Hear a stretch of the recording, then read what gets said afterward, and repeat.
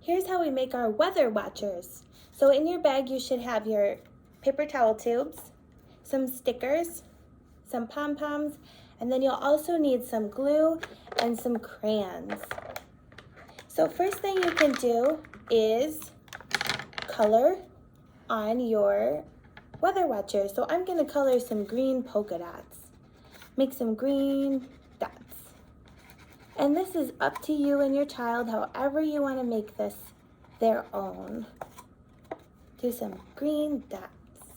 Ooh, now I wanna try and do some purple squiggles. Purple squiggles.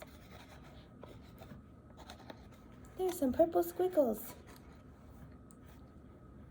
I think I want to add some stickers. So now I'm going to peel off the sticker and stick it on right there. I'm going to do 2 more.